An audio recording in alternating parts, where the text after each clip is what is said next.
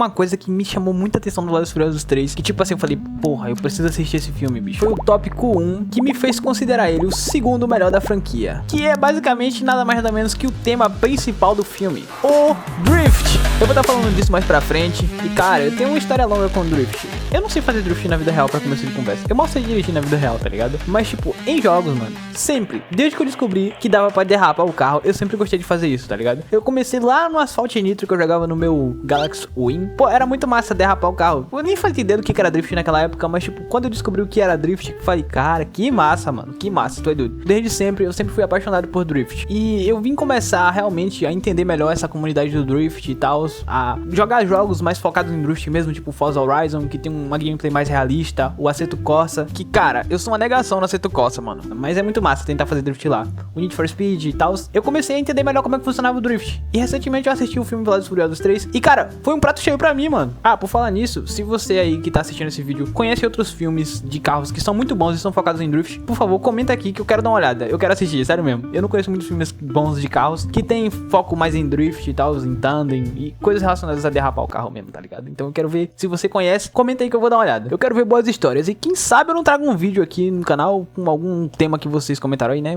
Vai que né? O filme já começa com a maioria dos filmes Velozes e Furiosos, mano. O nosso jovem protagonista, adolescente de 30 anos, calvo, o Sean, sim, Sean. Ah, esse cara aí. Ele já arruma uma treta no primeiro dia de aula dele porque ele não aguenta ver uma jovem moça casada, mano. E, bom, eles resolvem isso como? Como? Adivinhem. Por que não resolvem isso com seus carros? É isso aí, mano. Pelo segundo motivo pelo qual eu amo esse filme. E eu acho que ele é o segundo melhor da franquia. E o que já não rola mais nos próximos, né? Infelizmente. Uma corrida. Se você vai assistir um filme de carros que tem a ver com carros, customizações e corridas, você vai querer ver o quê? Dois machos musculosos saindo na mão? Talvez. Mas, teoricamente, você vai querer ver corridas. E esse filme tem de sobra. E a primeira corrida que a gente vê é justamente do Sim contra o carinha lá da mina que ele deu em cima. Mas, porra, velho, os protagonistas de Velozes e Furiosos são todos miseráveis, né? Primeiro o Brian, que é menos pior. Agora esse cara, velho. Cê é louco? Mas beleza, a gente vai relevar isso porque precisamos de um cafajeste pra que a trama ande, né? Vocês estão ligados. O Sim corre contra esse maluco aí e a corrida termina de um jeito muito diferenciado, eu diria, né?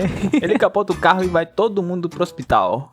E ele acaba sendo mandado pro Japão porque ele tava se comportando mal e porque ele capotou o carro dele e capotou o carro do carinha que correu com ele. E todo mundo foi pra casa do caralho. E convenhamos, isso não é legal. E na sequência já emendamos pro terceiro motivo pelo qual eu amo esse filme e eu acho que ele é o segundo melhor da franquia, que são os famigerados JDMs, ou os carros japoneses, que na minha humilde opinião são os mais bonitos, velho. Mas não é uma exclusividade do Velozes e Furiosos 3, tá ligado? Só que aqui estamos em Tóquio, no Japão, então basicamente 99% dos carros aqui são japoneses, cara. E pô, isso é incrível, mano. E o primeiro JDM que vemos é o Toyota Comfort, esse táxi que aparece na primeira cena assim que o Sean chega no Japão. Na sequência ele vai pra uma escola japonesa onde tem japoneses e comida japonesa e conhece esse americano. O nome dele é Twink. Meu nome é Twink. E ele leva o Sean pra conhecer um lugar muito massa. Muito massa.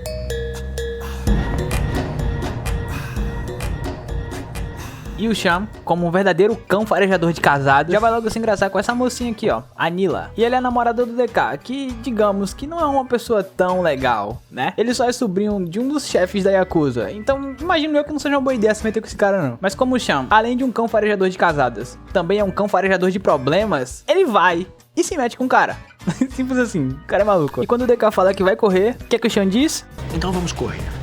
Só que ele não contava com uma coisinha. Aqui no Japão, eles não correm, eles derrapam. E essa é a parte massa, cara. Só que pra começo de conversa, o Sean não tinha um carro e ele não sabia derrapar. Então o Han, ele simplesmente foi lá e deu o carro dele pro Sean. Pega o meu.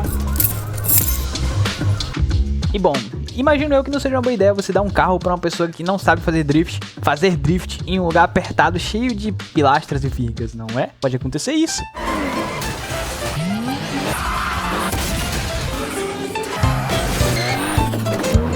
Cara, o Sean, ele arregaçou a Mona Lisa, bicho. A Mona Lisa era o Nissan Silvia ali do Han, que era meio que uma lenda entre os corredores, sabe? Era um carro muito brabo, tá ligado? Tipo, muito brabo mesmo. E o Sean simplesmente pegou e fez assim com ele, ó.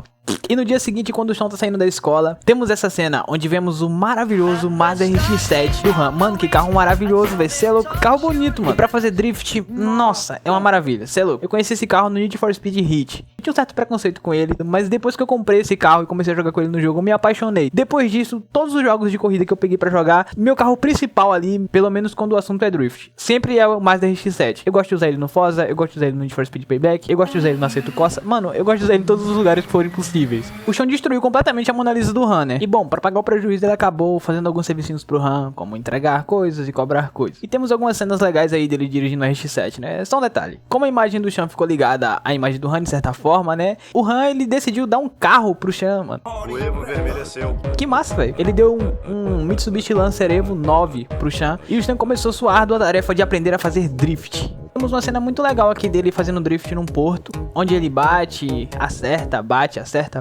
mas ele bate mais do que acerta. E esse pescador até faz uma piadinha com ele, né, perguntando se ele chama isso de derrapar. Curiosidade interessante, esse pescador que fala isso, ele é o DK da vida real. Ele é meio que o rei do drift ali de Tóquio na vida real, tá ligado? Muito massa esse pequeno detalhe aí que os caras colocaram. Em seguida tem uma cena do Sean e do Han conversando, né, e o Sean pergunta pro Han por que ele faz drift. Então, se o drifting não é pra vencer, por que você faz? Quer mesmo saber? Quero. E bom, temos essa cena aqui muito massa, onde tem essas duas moças paradas no trânsito, um Skyline R32, e o Han simplesmente mostra o porquê que ele faz drift. Ele vem de lá com seu RX-7 derrapando de uma forma completamente maneira e começa a circular ao redor das moças. Logo em seguida ele vai lá e pega um bilhetinho, então significa que o quê? O cara derrapa pra impressionar as gatas, mano. Vai brincando, velho. Pior que eu não tô nem zoando, velho. Isso mesmo. Na sequência, o Han dá esse conselho maravilhoso pro Sean de como que ele vai aprender a fazer drift. Olha o que ele fala. Os primeiros inventaram o drift aqui nas montanhas sentindo. Então sinta.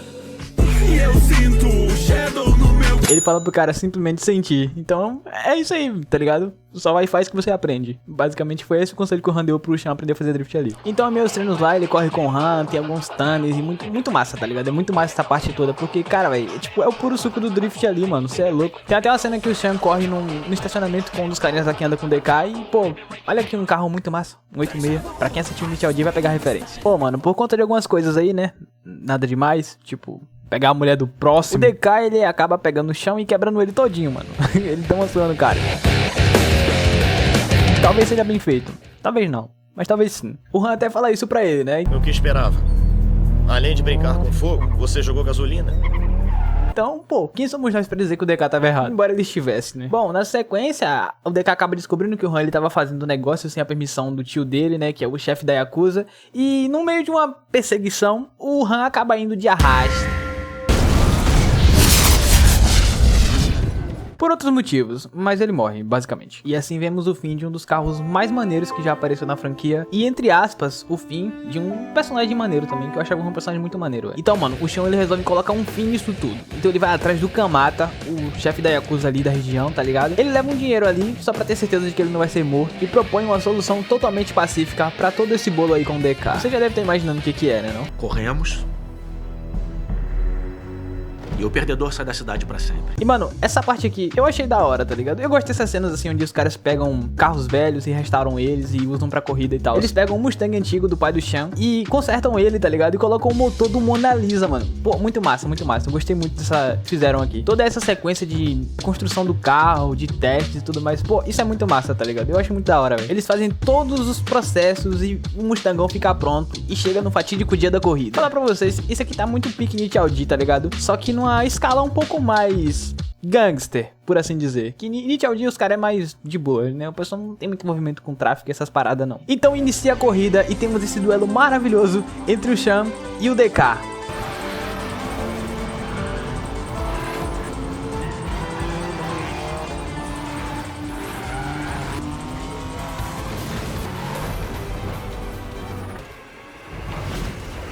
O DK foi mogado pelo Sean e capota.